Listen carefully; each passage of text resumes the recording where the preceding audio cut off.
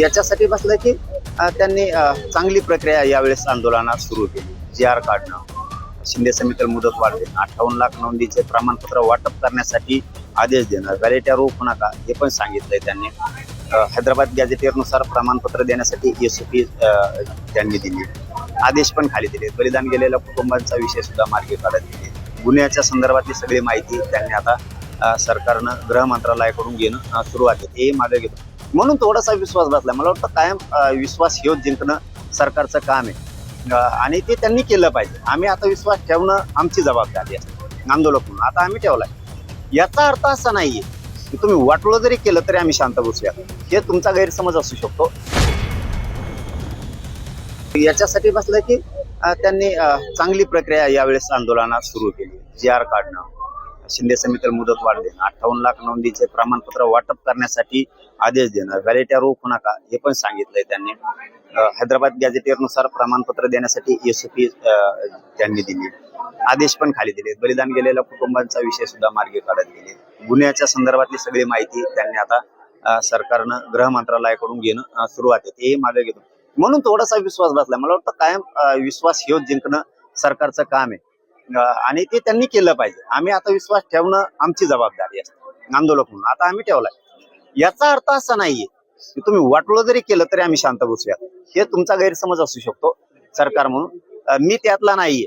एखादी गोष्ट दिली आणि मग नुसतंच तुमचं आभार मानत राहणार, उद उद करत राहणार. नक्की तुमचं उद उद करणार, नक्की तुम्ही केलेल्या कामाचं श्रेय नक्की तुम्हाला देणार, पण फसवलं तर सोडणार सुद्धा नाहीये, हे मात्र लक्षात ठेवायचं. कारण तुम्हाला जर कायम मराठा समाजाचा चेहऱ्यावरती आनंद ठेवायचा असेल तर तुम्ही केलेले कामं हे तुम्हाला कायमस्वरूपी टिकून ठेवावे लागणार आहे. नसतं आंदोलन करण्यापेक्षा तुम्ही जर आता याच्याशी काही दगाफटका केला या मागण्याशी, तर आंदोलन करण्यापेक्षा एकोणतीसची तयारी करू, आम्ही 100% पाडणार म्हणतो.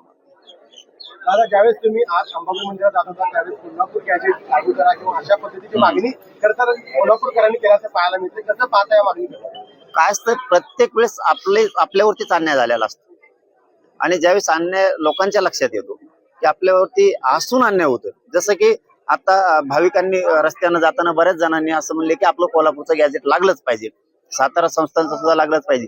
ही वेदना आहे आणि ही कधी लक्षात येते? ज्यावेळेस आपण ग्राउंडवरती लोकांशी चर्चा करायला जातो, ज्यावेळेस आपण लोकांशी संवाद साधतो, त्यावेळेस खऱ्या भावना कळतात.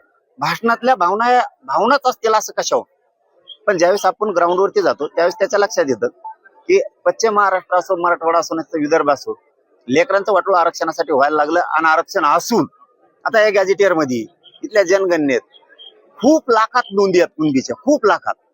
मग ते असून जर अगोदरच दिले असते तर आतापर्यंत कल्याण झालं असतं.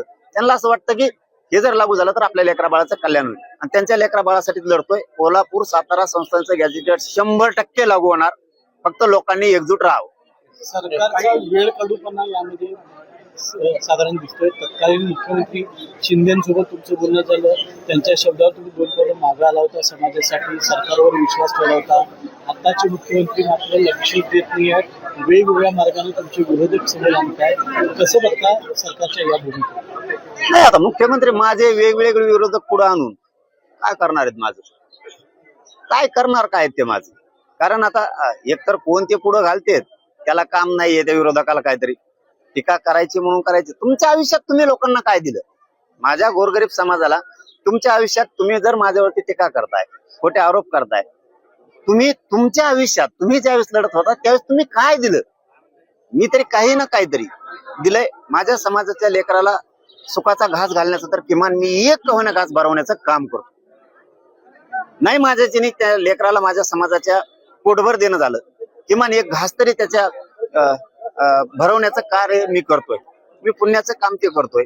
आणि हे करत असताना जर तुम्ही आपलेच असून जर मला विरोधात जाणार असलात, टीका करणार असतात, तर लाज वाटते की तुम्ही आमच्या समाजाचे म्हणायचे सुद्धा लाज वाटते. कारण आपण लढायचं असतं, नाही मिळालं तरी चालन पण आपण लढलं पाहिजे.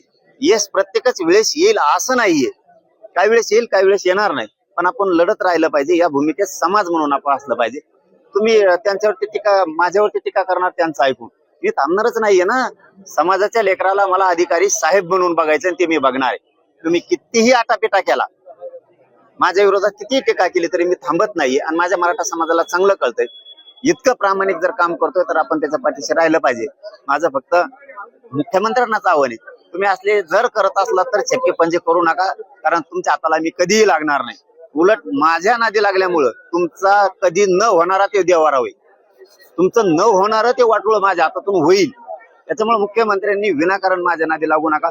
आता जी स्टेप घेतली तुम्ही विखे पाटलाच्या माध्यमातून, प्रसाद लाड साहेबाच्या माध्यमातून, त्या स्टेपनच चलून तुम्ही जे आता कामं करायला लागलात आणि गरिबांचे मन जिंकायला लागलात, हेच मन जिंकण्याचं काम मुख्यमंत्री साहेबांनी करावं. याच्या पाठीमागे शिंदे साहेबांनी केलं त्याच पद्धतीनं तुम्ही सुद्धा पुढच्या काळात करावं. आमचं तुमचं वैर मुख्यमंत्री नाहीये. तुम्ही विनाकारण मराठा समाजाची गोरगरिबाची वैर म्हणून वागू नये, ही माझी आई अंबाबाईच्या या पवित्र भूमीतून मुख्यमंत्र्यांना सांगणं आहे. आमचं तुमचं वैर नाहीये, पण विनाकारण मराठ्यावर अन्याय करून वैर घेऊ नका. आता जर तुम्ही काम केलं नाही तर मराठ्याचा रोष भयानक अवघड असणार आहे, हे मात्र मुख्यमंत्र्यांनी लक्षात ठेवावं. पण काम करून मराठ्यांचे मन जिंकावेत, हेही माझं मुख्यमंत्र्यांना वय काम करा. मराठ्यांचं मन जिंका. राजकारणाची आम्हाला गरज नाही. आयुष्यभर माझा तुम्हीच करा राजकारणात, आम्हाला त्याची देणं घेणं नाही. धन्यवाद. पण दादा इतके वेळा तुम्ही आंदोलन केलं, इतके वेळा मागण्या केल्या, रस्त्यावरती उतरून लढायची, मात्र तरी पण हे देवेंद्र फडणवीस यांना लक्ष देताना पाहायला मिळत नाही. नुसती आश्वासनं देत आहे. नाही, मी वडणीवर आणतो. त्यांनी आश्वासन मला 3 वर्षापासून देत राहिले, आधी शिंदे साहेब, आता हे मी वोटणीवर आणतो. बघा ना, बारीक विचार करून बघा, एकही नोंद नव्हती. किमान 58 लाख का होईना नोंदी निघाल्यात. त्याचे प्रमाणपत्र वाटप सुरू आहे. हैदराबाद गॅझेटियर घेतलं, आता 17 संस्थांचं कोल्हापूरचं सुद्धा घेतोय. म्हणजे मी फक्त एवढंच आहे की पूर्ण आपल्याला देत नाहीये, आपण टप्प्याटप्प्याने पूर्णाकडे जाऊ. जी अपूर्ण गोष्ट आहे ती पूर्ण करायची असली तर आपल्या दम्माने जाऊयात. एकदाच आपण धावत जाण्यापेक्षा दमण्यापेक्षा जरा टप्प्याटप्प्याने गेलो तर त्या समाजाला पण घेता येईल आणि ते टिकल सुद्धा, ते पिढ्यांना पार राहील सुद्धा. याच्यासाठी बसलं की त्यांनी चांगली प्रक्रिया यावेळेस आंदोलनात सुरू केली. GR काढणं, शिंदे समितीला मुदत वाढ देणं, 58 लाख नोंदीचे प्रमाणपत्र वाटप करण्यासाठी आदेश देणं, गॅजेटियर रोखू नका हे पण सांगितलंय त्यांनी. हैदराबाद गॅजेटियरनुसार प्रमाणपत्र देण्यासाठी SOP त्यांनी दिली, आदेश पण खाली दिले. बलिदान गेलेल्या कुटुंबांचा विषय सुद्धा मार्गी काढत दिले. गुन्ह्याच्या संदर्भातली सगळी माहिती त्यांनी आता सरकारनं गृह मंत्रालयाकडून घेणं सुरुवात केली. हे मागे घेतो म्हणून थोडासा विश्वास बसला. मला वाटतं कायम विश्वास हे जिंकणं सरकारचं काम आहे आणि ते त्यांनी केलं पाहिजे. आम्ही आता विश्वास ठेवणं आमची जबाबदारी आहे आंदोलक म्हणून. आता आम्ही ठेवलाय. याचा अर्थ असा नाहीये की तुम्ही वाटोळं जरी केलं तरी आम्ही शांत बसूया, हे तुमचा गैरसमज असू शकतो.